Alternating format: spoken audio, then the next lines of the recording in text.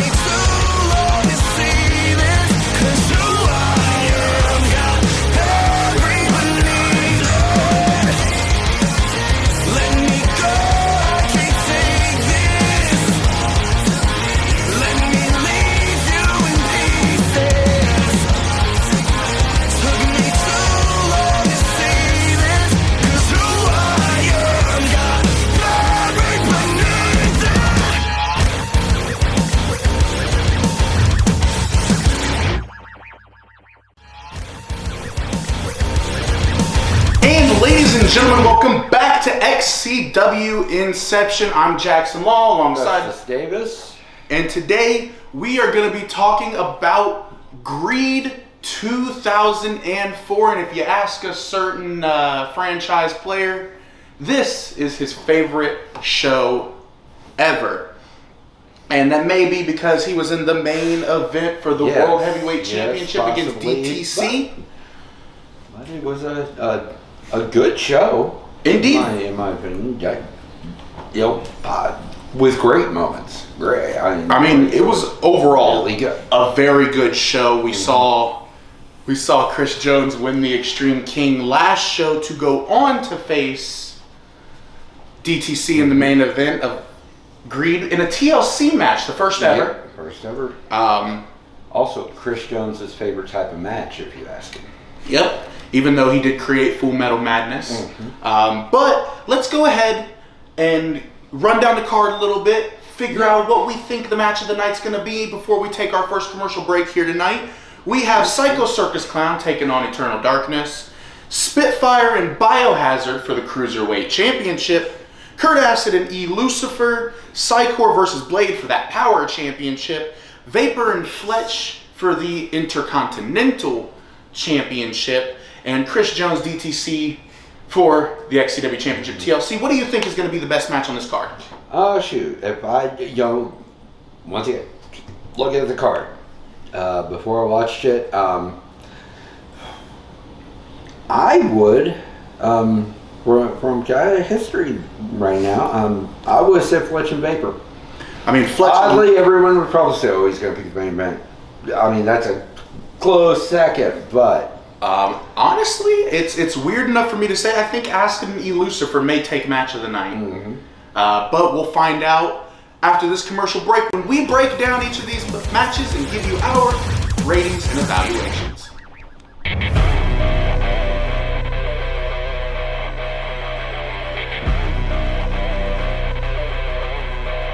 You can't stop me!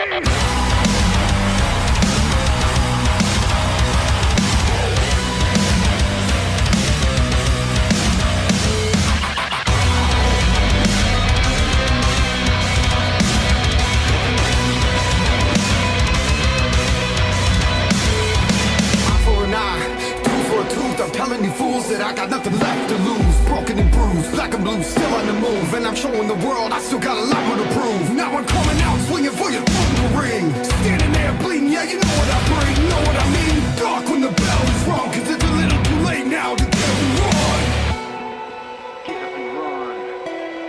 You're broken every part of me. I put it up in down.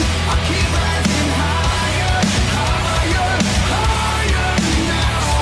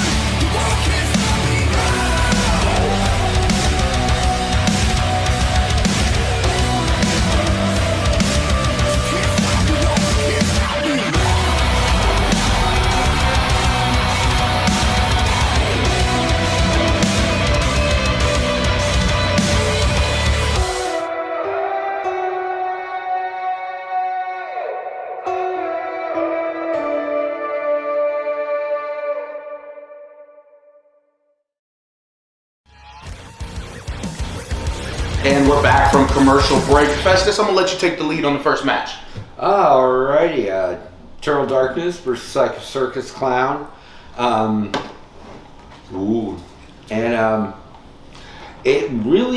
It seemed that this was a match designed to push Psycho as a big bad but baddie, as a heel. Lots of good heel work from him. He pretty much dominated this match. I mean, he had Eternal Darkness on the ropes from the get-go. My first note of this match was Psycho Circus Clown looks extremely strong, and then I followed it looks extremely strong versus Eternal Darkness.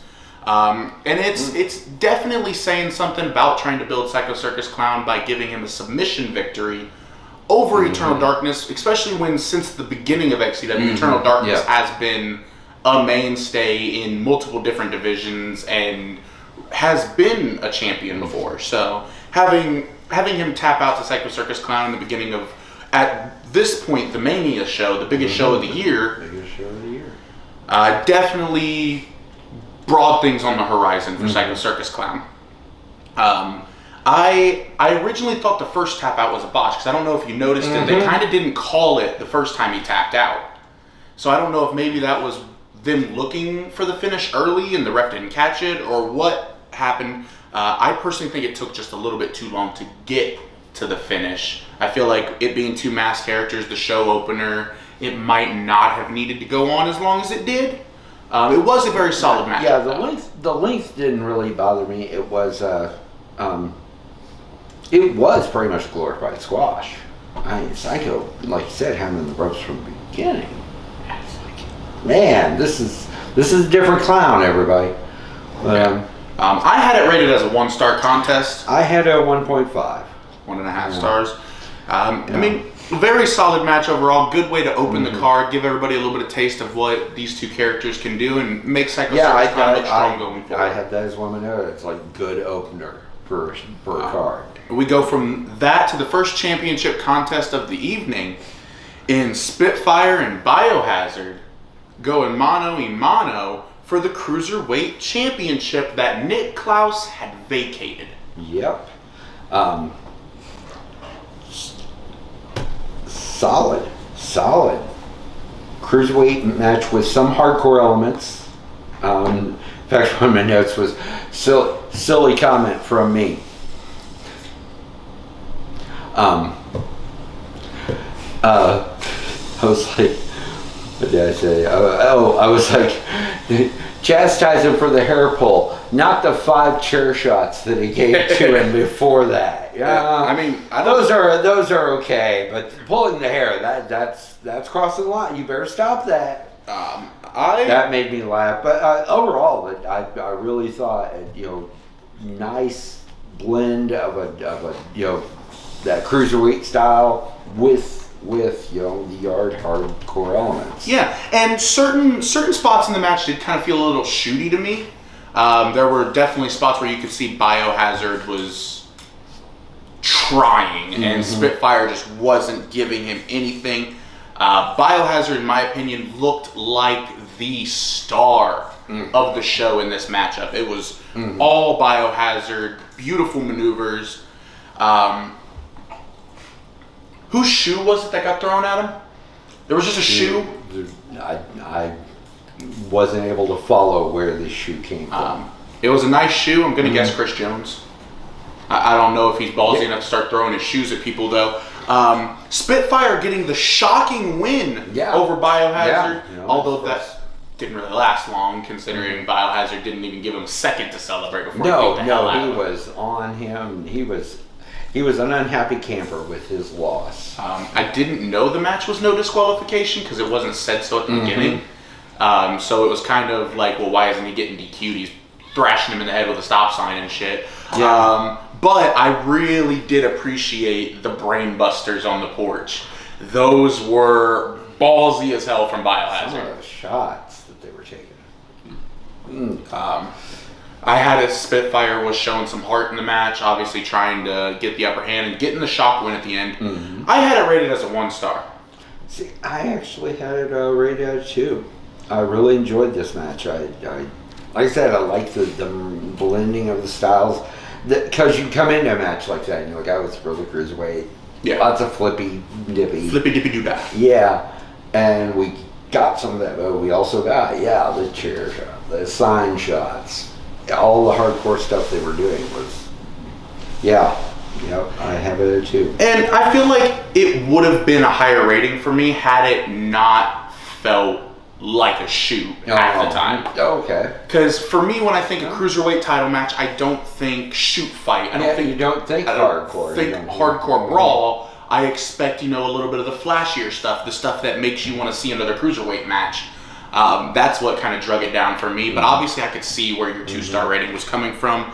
But then we go into our next matchup, another non-title contest. And this for me goes very back to what we were talking about in a couple shows ago of how the shows have started to get more and more structured as the cards goes down, going from every match being a hardcore or a title match to them being spaced out with spacers in between, with Kurt Acid and E. Lucifer being the spacer in between the first 2 title matches. Yeah, but you had high hopes for this match. I did. Looking at the card. I had a lot of high hopes for this match, and then I saw E. Lucifer walk out in a sling, and, I'm not impressed. Yeah, I was questioning. Okay, E. Lucifer working hurt? Yeah, is he working hurt? Is that shoot injury? And then he took the sling off and threw it at him. So, that's a work. Okay. I wouldn't have done like you did and picked it to be match of the night because I was very surprised by Lucifer's performance. Right? If I looked at it, I would have thought this would be a squash. Yeah, I mean, honestly, looking at Acid and looking Lucifer. at the names and looking at it, and we've been watching up to this point. I Lucifer's, not downward, but Kurt is, Yeah. And that's the one thing that really stuck out to me, and and of course I think we'd be remiss not to mention, The brutal attack at the end of the match. Yes. MPG, VK2 making the save for Kurt Acid just to beat his ass again. It ended up not being, hey, let's save Kurt Acid. It was more, if he's gonna get his ass beat, it's us beating his ass. And that plays back into the gang violence. Again, we didn't really see anything from Blackout Inc. This show as part of that gang violence that the earlier shows build to. Yeah. This was really the first full-on confrontation between MPG and VK2 head-to-head with one another. But that's not remiss, Kurt Acid winning the match with a little bit of a sloppy-looking roll-up. He still got the win, though, and throughout the duration of the match, in my opinion, they were wrestling. This was a back-and-forth wrestling match. Yep. Yeah. I said I was very surprised at Lucifer's performance, but it wasn't a lot of the E. Lucifer we've match. seen. Like the E. Lucifer we're used to doesn't really sell for people, kind of just does what he wants to do. This one wasn't that. E. Lucifer went out there and he told the story in ring, and that was another note I made, was that they treated the porch like a full-blown ring. Yes. Whereas a lot of the other people, that's just kind of the platform you're standing on to wrestle. They were treating it like a ring, rope breaks, climbing the ropes, doing the 10 punches. They were treating it like a full-blown wrestling ring, and I loved it. It added that realism to it for me. That's why I had this match at a 3-star. Yeah, I had 3 as well. Very solid overall match for me. So good. I was pleasantly surprised. You were not, like I said. You had that. It shocked. You had hopes. I mean, watching it for the first time, I expected the typical E. Lucifer performance, and we didn't get that. We got a good match out of E. Lucifer. And another one that I expected to be a pretty decent match is our next contest for the Power Championship, seeing champion Psychor going one-on-one with Blade. And Psychor was showing the hell out in this match. Oh my gosh, I am very glad that this match stuck with me, because I unfortunately didn't make many notes because I was watching. Yeah. And it was one of those matches very where much I'm like, same with me. oh gosh, I can't turn away because I might miss something. It's a great thing about YouTube being able to rewind. Yes. Trying to watch these on DVDs. I paused quite a bit. Yeah, trying to watch these on the shows. With DVDs is hard. But yeah, just my only notes are very nice match, and I like the finish. I like that tombstone looked. I had it listed as a nasty looking tombstone. It was pretty looking. The match itself had a really decent flow to it. It was a solid back and forth for a little bit, with Psycor obviously being the heavier hitter of the two. It had a nice flow to it. It was a very short match, but it was short and simple. It didn't feel as short as it was, which for me is why I gave it a solid 2 stars. I got that at a 2 as well. Yeah, but it's a very, very solid match. And then that brings us to our co-main event of the evening. Vapor, the current Intercontinental Champion, taking on the final European Champion in Fletch, in what is a showcase of MPG and VK2. Yeah, and that story was getting thrown into high gear. These last two, this and the main event, it's like, these guys do not like each other, and Well, I mean, if we flash forward to 2017, Fletch was definitely not liking Vapor too much. But that's for a way later episode of Inception. I actually really enjoyed this match. At the very beginning, towards the middle, these two were killing it. Towards the end, it started to slow down and things looked a little bit sloppier than what I know both of these men can put out. But towards the middle and end, it slowed down, got a little sloppier. That vaporizer from Vapor was nasty as hell. That was pretty. That was nice. We would see a retention from Vapor, which I didn't expect. I actually kind of expected Fletch, coming off the heat of being the final European champion, to just kind of slide into the intercontinental. Sorry, not international. It won't be that for quite a few more shows. Vapor getting the retention. Same here. I did think I was a little surprised by him retaining the title. But solid, good match. That vaporizer, that was one of my notes. Like that vaporizer for the win. Yeah, it's like that was brutal, pretty. Just a. Now, surprisingly, I only gave it a 1.5 star. Really? Surprisingly, I don't. I feel like this was a sleeper match. I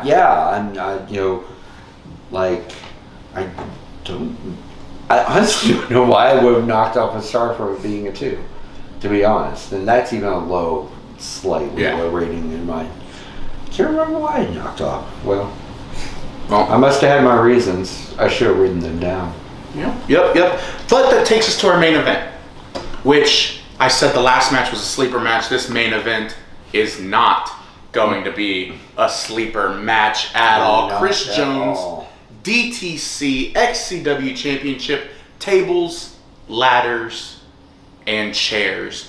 And holy hell, another MPG VK2 match. DTC's first championship title defense. Yes, and they utilized all those tables, ladders, and chairs. Not ladders so much, but the tables. That pile driver. They would have utilized the ladder more had the ladder not completely broken. The ladder disintegrated. The ladder became more of a table than one of those tables was. I think you may be right. But just brutal. And a lot of the match was Chris Jones absolutely killing DTC. I had it written down, Jones is killing DTC. And then two notes later it says, DTC's dead. And it was the body slam that was death. Like, the shots, brutal all around. These two were killing each other, putting it all on the line for the XCW title. Mine was more shooty. It was like, Daniel is an idiot. Because I was like, dude, stop bumping like that. You're gonna die. especially after that 2x4 table. Oh. That 2x4 table. Yeah, 2x4 table, and I just have a little sicky face next to it because I watched it a couple of times. That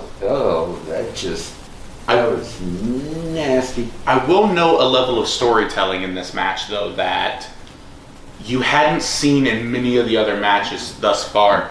In this being DTC's first championship defense, and Jones wasn't going after the title. He was going after DTC, but DTC was the first person in the match to try to go after the championship, to try to climb up there and get the title, which for me shows DTC's heart as the champion to want to retain his title, and not necessarily as, I want to beat Chris Jones' ass, I want to retain my title and get out of here. And unfortunately, that's not what he did. Chris Jones would hit a sexy 5-star, or no, those DTC that hit the sexy 5-star frog splash off the top of the porch and missed. And ate all of the amounts of shit. But Jones would stand on a chair, so I guess still following tables, ladders, and chairs, he would stand on a chair because the ladder didn't work and reach the championship and become the new XCW champion. Yep, like you said, Christian's favorite. And He'll say his favorite show of a year is Greed, but this is his favorite. And, he'd been climbing that mountain, through Extreme King and all that. So, Yeah, I mean, I had this rated at a 3-star, but watching it back and after the evaluation, I think this is the first time I've ever done this on one of the evaluations. Normally I knock points off. I'm giving it another star. This match was a solid 4-star for me. I has 3.5. And it was just, I think a little more back and forth I would have enjoyed. Like you said, he was, beating the crap out of DTC. It was a brutal match. And, but that's, why I knocked points up. But it was really good. Well, match of the night. You know what else is going to be really good? We can get the boss in the hot seat. Yep, right after this commercial break, we have Fletch sitting in the hot seat, answering all our brutal questions.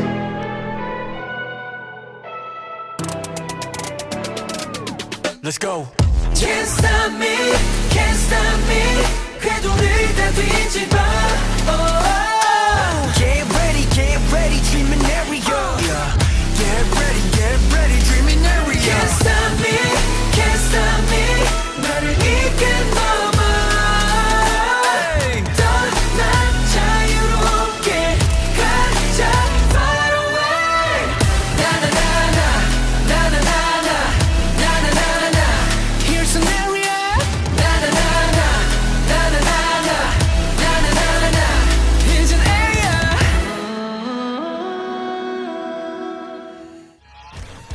And ladies and gentlemen, we are back from commercial break.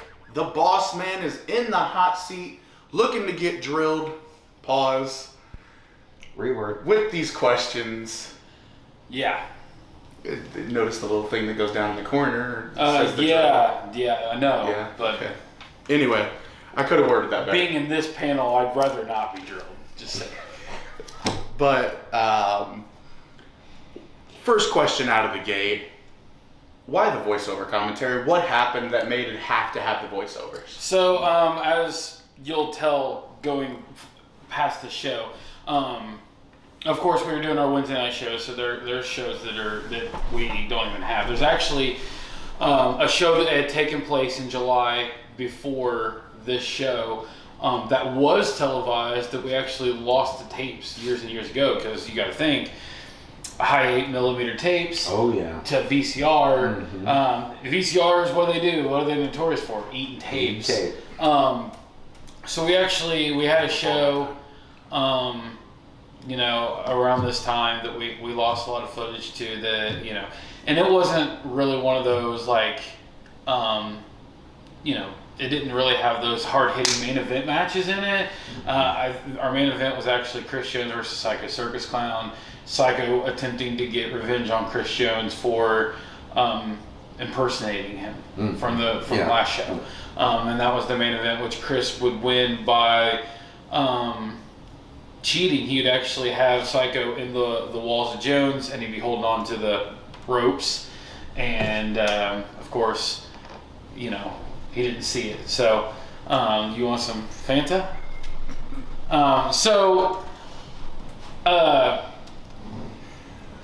So there's missing pieces to this, and then going forward after Greed, there wouldn't be another show on screen until October. And the reason for that is the camera that we were using was a hand-me-down camera. During this show, we were having issues with the battery packs and stuff not staying charged. So we were like, well, we'll just run cable and we'll have them plugged in throughout the show. And unfortunately, we didn't know at the time that the reason why, and if you watch Extreme King, you'll see that one of the matches has a buzzing sound. And the buzzing sound was created by us charging the battery as the show went on. Well, we didn't realize that was the issue. We're just like, well, what the hell? What happened to this tape? Why is it making weird noise? And come to find out, by the time this show came, we didn't have a choice but to plug it in, because that was the only way we were going to get footage of the card. So, unfortunately, it wasn't until we sat down after the show that we realized powering this during the recording is what is creating the sound. And so, unfortunately, through this entire show, all the background noise is just overshadowed by a very obnoxious buzzing sound. So that's one of the reasons why it jumps from Greed to October 3rd, is because we didn't have a stable camera after this, because we didn't want to continue to film every single show with buzzing noises, and we couldn't keep battery life long enough to perform. So, especially SummerMania. So, unfortunately, that kind of left us in a pretty bad spot until Hazard became more part of this group. As you can tell, he's kind of in and out during this time. Once he becomes fully a member of the roster and he's there full time, and he focused a little less on NAW, more on XCW, you see more stability in that regard of cameras. So. And speaking of NAW, this is actually the first show where NAW is referenced as a sister show to XCW. I know personally this might be Chris Jones' favorite show, but it was actually my favorite show we've had so far. It's one of those that, like in past episodes I've talked about, rewatchability really has that. I could sit down and watch this show back again and continue to watch it through and not want to skip to something more present day. Yeah, most definitely. Anything you want to ask, Boss Man? I think you covered all my questions I had. So. That's crazy. This is going to be the shortest drilling segment in history. Was DTC meant to be transitional in the sense that he was? Yeah. So obviously we knew that Kurt Acid was going to get the attack. He was going to come back and be S.1 E.7. He was going to be Genocide going forward. So we needed to get the championship off of him. We'd already kind of had it set up with DTC dropping the Intercontinental title to Vapor, so that Vapor could have a short program with me to kind of defer me and Blade having a later date to do our payoff. So it would put me and Vapor back together, which is also a call back to the 2003 season where Vapor and I were in the main event of SummerMania. So fast forward now, our teams are also in a rivalry. So being able to tell that story. Another reason is because we knew we were getting rid of the European Championship, having the European champion retire the championship. Instead of me just retiring the championship and then just kind of falling off, it gives me an opportunity to face off for the next tier title. since I did have an earned championship. So being able to face Vapor for the Intercontinental Championship at the time, and tell the story of VK2 versus MPG was kind of pivotal at the time. So we never really anticipated DTC being the guy. We knew that the guy in regards of VK2, obviously, anyone who knows me and how I created XCW is it's not for me to come out and be the world champion, to be the top guy. It's to make sure that everyone gets their opportunity. DTC had been pretty loyal at that point for an entire season and deserved to have that opportunity to at least call himself a champion. But knowing how erotic he is, and I knew that we weren't going to be able to hold up with him as a champion for very long. Cynical was the goal, but we wanted Cynical to eventually get that payoff on Chris, because Chris came in and kind of stole Cynical's thunder with the power title. Now Cynical's going to come up and get his comeuppance against Chris Jones and get that championship back. Well, this was the first show that we really honed in on the gang warfare. MPG, VK2. Not any Blackout Inc. Was that just because Hazard wasn't there? Yes. Okay. Did you guys purposefully wait until Greed to really punch home that these two factions are going after each Yeah, other? and part of that is the storytelling of getting rid of Kurt Assett's character to bring in Genocide eventually. So we wanted him to be caught in the middle so that we could create an even bigger character for him going forward. The best way to do that is to put him in the middle of 6 guys that are just beating the tar out of each other every week. And it was also really setting up the future of what XCW is going to look like, because you're going to have Cynical Chris Jones. Later you're going to have myself and DTC working more tag teams, with Vapor and Blade. You see me and Cynical coming up here soon, tagging up to go against Chris Jones and Blade. So you're going to see more of the intertwining of tag team and being able to tell a better story of the gangs, plus also having Genocide come back into the fray and kind of pick out each member one by one. You're going to see it coming up where he returns, he's targeting DTC. Then you'll see him target Vapor, his former partner. It's kind of the Genocide Revenge Tour. So throughout all of these matches, there was one that just why? And it was the Cruiserweight title match. Was it meant to be no DQ, or just kind of it happened? No, it was meant to be no disqualification. I'm saying, because it was never stated whether it was no DQ or not. So when they just started weaponizing each other, it's kind of it's biohazard. It's just brutal. Period. Yeah. Well, and Spitfire was actually the first protege of Chris Jones. So that's a little fun fact that all of his training, all that stuff coming in was the handiwork of Chris Jones, and it showed, because Spitfire immediately made an impression. Isn't Spitfire related to DTC? He's not. Or no? He's related to Killing Kevin Kramer. I was about to Which say, I knew he was related to somebody. Some family. We'll get there eventually. You're gonna have all 3 of those brothers in XCW over time. Yeah. So. Well, obviously we know what we had as our match of the night. I ended up picking Acid and Lucifer as my match of the night, and I've stuck with that one from the beginning to the end. Which one do you think is match of the night in this? TLC bar none. They tore the house down. That's a fair. And they had the tools to progress. Back then, we're all broke kids beating the shit out of each other in a yard. So we didn't have the resources to go out and purchase weapons and really be able to scale up what we're doing like we do in modern day XCW. So back then, we're making stealing stuff, we're doing whatever we can.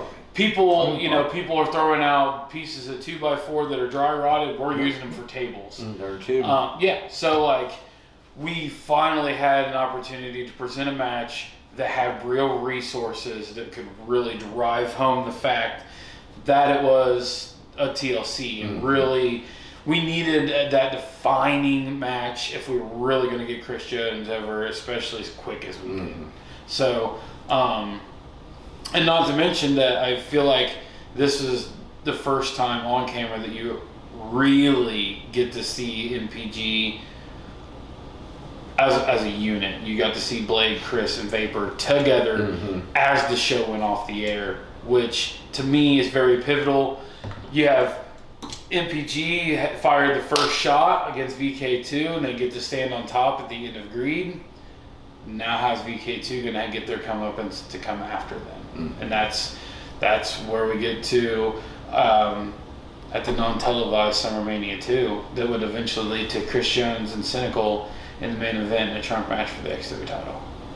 Obviously that wasn't televised, so we don't have the footage to look back on that. We do know the outcome of that match, but for me, obviously I'm going to stick with Acid and Lucifer. I'm going to be the outlier in this case, because for me that one just really sunk in as the match.